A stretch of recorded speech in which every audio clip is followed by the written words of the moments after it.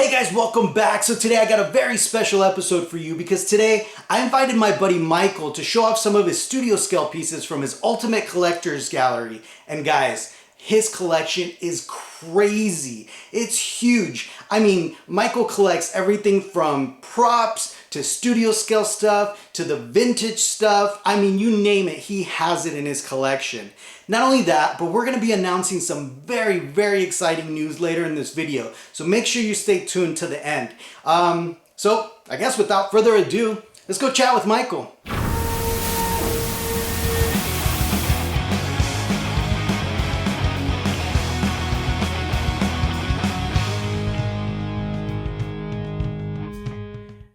Hey Michael, how you doing? Gabe, brother, I'm doing good. How are you doing? Good. Thank you so much for coming on today and showing us your amazing collection, man. I'm really excited to check it out. First off, Gabe, I want to say thank you, for having me on. And one big thank you to you and what you do for the collectors out there. You're so inspiring, and I've learned a lot from you, Gabe, and I appreciate you, pal.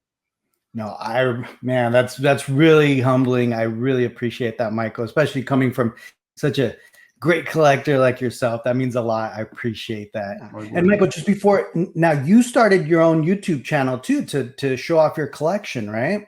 I did. So we just kicked that off, and thanks for bringing that up. It's Starkiller 77. Just get it out there so the people can get out there, and it hits so many different genre of the Star Wars collectors. I mean, if you're into vintage, I got the vintage for you. If you're into life size, I've got the life size. If you're into hot toys, you're into Gentle Giant, you're into posters, or print arts, or you know, it, I'm really big into dioramas. Dioramas are really cool. You take a model and you put a diorama around it, and it talks back to you. I love that stuff. So Michael, yeah, let's check out your collection because I've seen videos of this, and every single time that I see it, I'm just like, oh my God, there's so many cool things that I just have to ask you about. But more specifically, I'm really interested in the studio scale stuff just because I'm not very familiar with it. And I've always wanted to get into studio scale. So I think you're the perfect person to kind of give us a little tour and teach me about it. And also tell us what inspired you to create this space. So many collectors out there, they have so many toys in their collection, and they're in boxes, and they dream of building a nice little display and whatnot. And that's how I was, and I finally was at the point where I was fortunate enough to on my property build a standalone gallery, and it's been a ride, and I really enjoyed it. And it's not done. We've actually outgrown the 3,000 square foot already, and these life size figures, they take up so much space, but yeah, I'd be thrilled to any questions that you might have. Awesome. I definitely have a lot of questions, but I guess my first one is how did you come up with this theme? I was looking at what type of theme I was going to look for, what kind of gallery or museum quality type of theme to go for. And I actually talked to Tom Spina with Regal Robot, getting some ideas back and forth. But I end up deciding I wanted to have it like on a Death Star, have some of the Death Star background lighting and whatnot. I just think that's kind of gives it the look that I was looking for, and it's got different type of lighting, as you can see in there. I can change the lighting and the mood for whatever objects that it's on. So all those pieces that you're seeing right there, Gabe, they're in a specific spot designed in that gallery. So Michael, I want to ask you about this wall of studio scales because it is impressive. It's huge. What can you tell me about those? Yeah, that wall's about 11 feet tall and spans 30 feet across, and that's the wall that I'm putting all of my studio collection of scale models, and I've got so many in the making right now, and it's starting. I'm starting to get there. I still have like all the red leaders. That's not complete in my collection that I've got working, and I've got one more Y-wing that's red jammer and gold leader right there, as you see. And these are the actual studio, for people that don't know studio scale, these are the actual studio scale size replica models that they used in the original films. Like that's the probe droid up there. That thing's like 2 feet tall. That thing's huge in person. Jeez. And that Y wing right there that you see down Yeah. below the B wing is almost 4.5 foot long scratch built Y wing. That Jeez. one Wonderfest, by the way, that's a beautiful piece. And that A wing that you see there, that's damn near 2 feet as well. That's a really really big piece right there.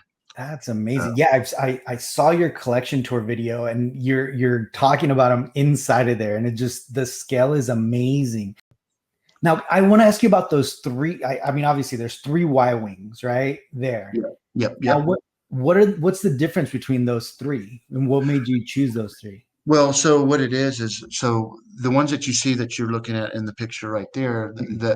the smaller ones, those are the actual studio scale size replicas that they used in the film. And Gold Leader is, meets Yeah. his doom, but that's the one that's my favorite. It's really cool when you see up close on the front of it. You see, like they do in the World War II planes, there's a little teeny TIE fighter, and it was really on there in the actual film. You just obviously don't see that.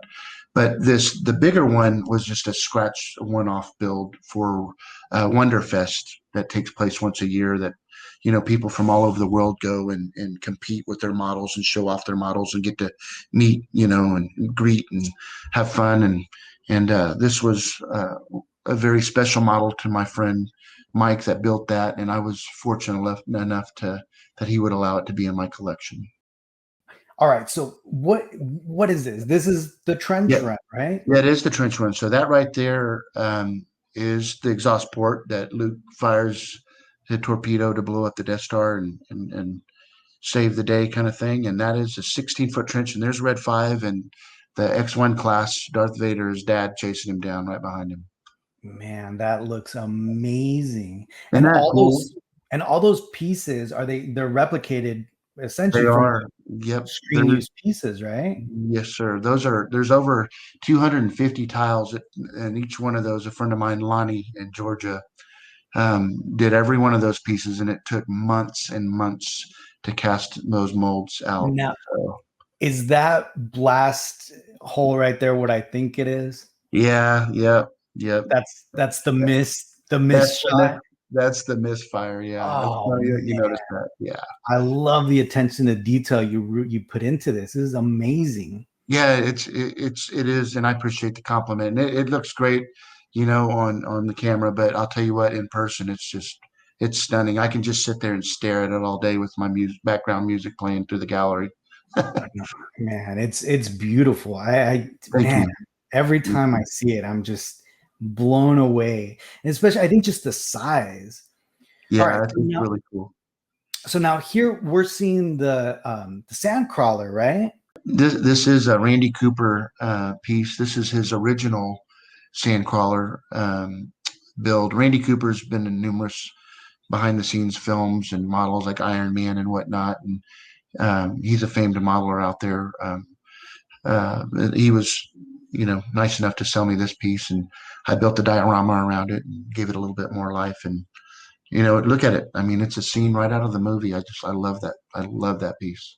That is I mean, amazing. Now, what size is this? Just in you know what? So just to kind of give you an idea, it's probably about 18 inches tall, and wow, almost, I'd say about 26 inches wide. It's heavy wow, as heck. It's very heavy. that's crazy. And I see little Jawas in there. That's Yeah, amazing. those Jawas are maybe, I mean, half an inch tall. It's funny. Yeah. So let me ask you about this beast of a model here. What is this? Yeah, my buddy Mike has built a few of these, and this is a 4 foot tall AT-AT, and it's got an aluminum armature. It's LED lit, so that right on his head in this picture, it doesn't show it, but that does light up in red.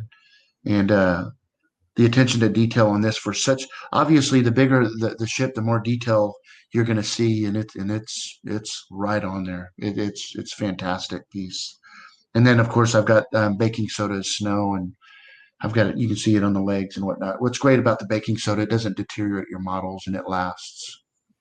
Man, that thing is impressive. That's so big. Yeah, look at the little Kenner AT-AT behind it, kind of give you an idea on the scale. I don't know if you saw that behind him. You see him down there? Yeah, that thing, Yeah, that's the toy. That's the vintage toy AT-AT. that is crazy. Okay. Now, right behind that AT-AT, I see a cloud, one of the cloud cars, right? What are not cloud cars, what are they Yeah, called? yeah, yeah. Yeah, so that's the actual studio twin pod cloud car. Sure is. It And is they'll a cloud car, right? Yep, and that thing's pretty big too. Yeah, that thing is huge. Look at this. If you'll see the size here shortly, Yeah. and it's an amazing. It's kind of a boring model, Gabe, but like the Rebel Transport that you're going to see here. I love the Rebel Transport too. I mean, they're kind of boring models, but they say so much, and they mean so much. No, and they're iconic pieces. I mean, they're iconic ships from Star Wars. It's like Yeah. they're everybody recognizes them. Every single Star Wars fan Yep. recognizes these ships. So I mean, man, I'm just blown away by such amazing things you have in here. And again, we're just barely scraping out, the top. We're just talking about your studio skill stuff, and it's already so impressive. All right, now I gotta stop it here because I recognize that. Is that the Regal Robot Chewbacca? Yep, that's the mighty Chewbacca from Regal Robot. Tom Spina and his crew over there built that. And we premiered that one. That was the first one out that I know of that was for A New Hope. And, it was great dealing with Tom and them because we were able to discuss the pose. And I wanted him at the end when, he's roaring. He's roaring because he didn't get his medal. But I wanted that look of, but Tom and those guys did a great job. And it was awesome flying into Chicago and walking up and seeing him in the booth. It was just Yeah. thousands, literally thousands of people were around. And I was freaking out. All these people around Chewie. I was like, oh, don't. But it was fun. Now I gotta ask you about that Death Star because that Death Star that is just amazing. That's crazy. I love how it looks like it's just floating there. Yeah, isn't that cool? So I had that as a centerpiece that I was going to keep, whether it was a sideshow pieces or some hot toys scene pieces, and I had a little turntable or one of my life size helmets on there. And where the studio wall is, where we have all the studio scale models, it just, this was a centerpiece and it needed to be in its own little place. So I was able to create this and give it that floating effect. And it was 2 years in the making. And it's unbelievable. It's a 2 foot sphere. And I mean, it lights up. It's LED lit, so it doesn't get hot and Man. whatnot. But the time that went into the small little drill holes to give it the lighting and whatnot and how it was done is just so painstaking and the guy that did this, Mike, he's just an amazing artist, I'm telling you. Tell us about these life size replicas that we see here. Yeah, so the Stormtrooper is actually my first life size that I had. It's a Don Post Stormtrooper, and as you may know, Gabe, you're because you are into the replicas. That was like one of the very first life size characters that you could get. When vintage died down after no more movies were going to be made in the '80s, when they reinvented and came up with the new trilogy, Mhm. upgraded edition. That's when all the new, Hasbro had bought out and then bought them, and then the figures, and then a lot of, as the prop replicas and whatnot started, Yeah. forming out there, and that's where I saw the Don Post and got to That, meet Don. Super people. I flew in from Texas out to Burbank and met them and was able to watch the process of how it's done. And then the 3PO is also a Don Post, and that's a very difficult one to find. They're very rare and hard to find. And the R2 there, it's that's one special. It's that yeah. one got some history. So just really quick on, I also see over here you got some helmets, but one of them kind of just struck my eye, and I think I know what it is, but that pyro helmet, tell me it's what I think it is. That is the prop shop melted Vader helmet. And I was very, very grateful that I got that. As you know, Gabe, I know you have a few of those pieces as well. That company ended up going belly up, and I was one of the fortunate ones that didn't just get a refund. I was able to at least get that helmet, and I know a lot of people were disappointed they didn't get theirs. I felt, privileged that I got it. So that's one of my little grail pieces. It's a cool piece. I do love that piece. So. Man, yeah, that piece is amazing. I can't believe you own one of them. There's probably less than a handful out there that I've seen. It's amazing. Yeah, what I hear, I don't know if it's a fact or not, but I hear that there's maybe 30 of them. And I believe, I can't remember, the run was, I think, supposed to be 500, Gabe. I'm not real sure. You might know that more than me. Yeah, they definitely didn't finish the whole run. Yeah, 100%, they didn't finish it. That's crazy. I yeah. love it. Now, Michael, even though we only saw, a fraction of your collection, what advice do you have for collectors out there that are listening and watching this that, are inspired and want to start a collection like yours?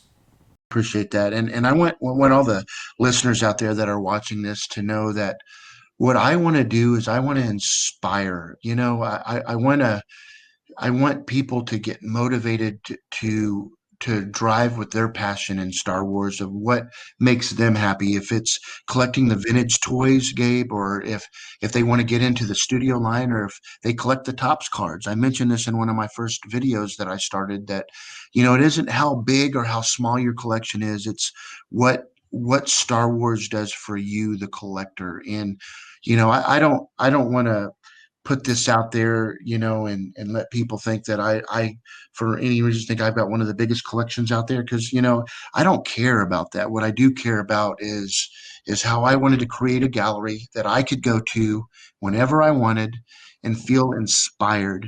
And you don't have to have a 3,000 square foot room. You can have a 12 by 12 or a 10 by 10 room and be inspired, and that's the greatest thing. And that's why we do what we do, right, Gabe? Because Star Wars, it inspires and it's happy, and we need that in this world. I mentioned that again in my first video. I mean, we need inspiration, and this is definitely that. And that's why there's so many Star Wars fandom out there. I mean, and 99.99% of them, they're awesome people, man. I mean, the Star Wars community, I have so many friends. I've created so many friends and brothers and sisters out there. I can't even tell you, Gabe. I'm very, very grateful. I mean, I think this is a great opportunity, Michael, that we can take to let the cat out of the bag, right? That we're going to be partnering up and doing a channel together, right? You are. Yeah. Veteran Wars. Collection Wars, guys. So me and Michael are going to be partnering up, and we're going to be going live every single week to talk about Star Wars collections, and we're going to have industry guests to talk about, all of these props and, everything that we love and we share, as far as Star Wars passion. We're going to try to bring that to you guys, and hopefully we can have some amazing collections and collectors join us every week and talk Star Wars. Absolutely. Yeah, we've got already some guests that are lined up. If you are remotely into studio scale, we're going to have a guest on to talk about how to acquire studio, how to get started into collecting studio scale. And if you're into vintage, we're going to be talking about vintage and collecting and all kinds of really cool stuff. I'm looking forward to it, Gabe, for sure. I'm excited. So, guys, everybody that's watching this, as soon as we finish here, go to the channel Collection Wars. I'll put a link in the description, and I'll put a link here. Go ahead and subscribe. Our first episode is going to air next week, and we're going to be doing it weekly for an hour a week. So we're going to be talking Star Wars, and I'm really excited to partner up with you, Michael, and get this going, because this is going to be exciting, and I can't wait. I can't wait either, Gabe. You know what the most exciting part is? Meeting all the future collectors that listen in, and we talk back and forth, and answer questions, and we don't know. I sure don't know everything there is to know about Star Wars, and I still every day find something out new, and when I'm just really excited. It's gonna be fun. Yeah, no, I can't wait. It's going to be so much fun having all those guests. So, Michael, thank you so much for coming on here and showing your collection, your amazing stuff. And again, we're going to be doing some amazing stuff, guys. So this isn't last time you're going to see us on this screen, and we're going to be doing this weekly. Make sure you subscribe. Make sure you subscribe to Michael's channel, where he will also go into his collection in depth, where he talks about each section of his collection. He already started. There's a lot of videos that are out there. So yeah, subscribe to Michael's channel, subscribe to my channel, and obviously subscribe to Collection Wars, which is going to start next week. I'm looking forward to it. Thank you so much, Michael. And, thank you. Real soon. Yeah, I look forward to it. Thanks for having me on your show, brother.